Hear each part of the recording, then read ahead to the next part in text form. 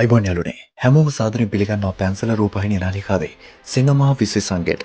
ඔන්න අපි කතා කරන්න යන්නේ මුළු ලෝකෙම නැතම් මුළු විශ්වයම නොයවසිල්ලින් බලන් ඉන්න ඉදිරියේදී තිරගත වෙන්න නියමිත දැවැන්ත සිනමා අත්දැකීමක් ගැන. ඒ තමයි Marvel Cinematic Universe එකේ ඊළඟ විශාලතම කඩේම Avengers Doomsday.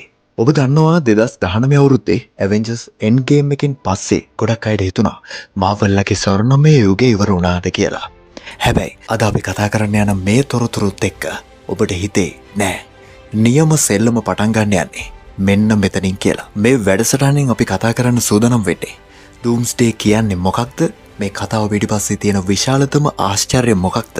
ඒ වගේම අපේ පැරණිම කතාංගයන්ගෙන් නැවත පැමිණීම සිද්ධ වෙන්නේ කොහොමද කියන සම්පූර්ණ විස්තරය.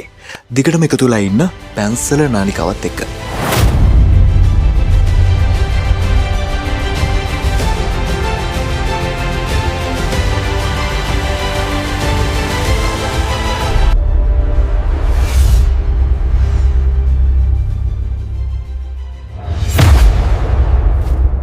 හරි අපි මුලින්ම කතා කරමු මේ ෆිල්ම් එකේ තියෙන ලොකුම නිවුස් එක නැත්තම් මුළු ලෝකෙම හොල්ලපු ඒ නිවේදනය ගැන. ඔබට මතකයි එන්ඩ් ගේම් එකේදී අයන් මෑන් එහෙම නැත්තම් ටොනි ස්ට්‍රේක් අපෙන් සමුගත්තා. හැබැයි SDCC සෑන් ඩියෝ කොමික් කොන් වේදිකාවේ මාවල් සමාගම මුළු ලෝකයටම දුන්නේ හිතා ගන්නවත් බැරි ලොකු සර්ප්‍රයිස් එකක්.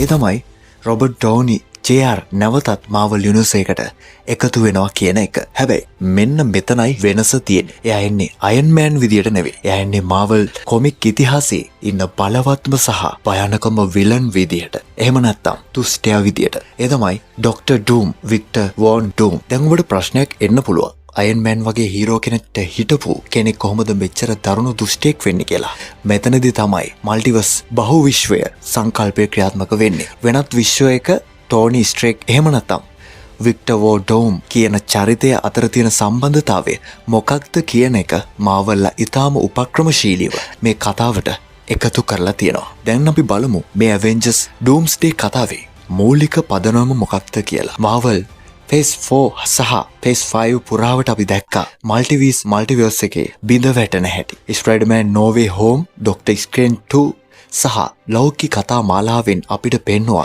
එක එක විශ්වයන් එකින් එක ගැටෙන හැටි. කොමික් වල මේකට කියන්නේ ඉන්ට්‍රැක්ෂන් කියලා. ඩොක්ටර් ඩූම් කියන්නේ විද්‍යාව විතරක් නෙවෙයි, මායාව, මැජික් ගැනත් ඉහළම දැනුමක් තියෙන නායකයෙක්. එයාගේ අරමුණ වෙන්නේ මේ බිඳ වැටෙන විශ්වයන් Tamanගේ පාලනයට අරගෙන Tamanගේ ලෝකයක් එහෙම නැත්නම් බැටල් වර්ල්ඩ් එකක් නිර්මාණය කරන එක. මේ අවස්ථාවේදී අපේ පැරණි ඇවෙන්ජර්ස්ලා විතරක් නෙවෙයි, නව පරම්පරාවේ සුපිරි වීරයන්ටත් සිද්ධ වෙනවා එකතු වෙන්න. මොකද මේ එන්නේ තාන්ස්ටත් වඩා ඊටම බුද්ධිමත්, ඒ වගේම අතිශය අනුකම්පාවකින් තොර ප්‍රබල සතුරෙක්. මේ චිත්‍රපටය ගැන තියෙන අනිත් ලොකුම විශ්වාසය තමයි මෙහි අධ්‍යක්ෂණය. Captain America, Winter Soldier, Civil War, Infinity War සහ එන්ඩ්ගේම් වගේ මාවල් ඉතිහාසයේ සාර්ථකම චිත්‍රපටි හදපු රුසෝ බ්‍රදර්ස්, ජෝ ඇන් අන්තනි රුසෝ තමයි මේ Doomsday චිත්‍රපටය අධ්‍යක්ෂණය කරන්නේ. ඒ වගේම Fantastic Four කණ්ඩායම, X-Men චරිතය, Thunderbolt කණ්ඩායම සහ දැනට ඉන්න Avengers ලා සියලු දෙනාම එක තිරයකදී සටන් කරන ආකාරය දැක බලා ගන්න අපිට මේ හරහා අවස්ථාව ලැබෙනවා.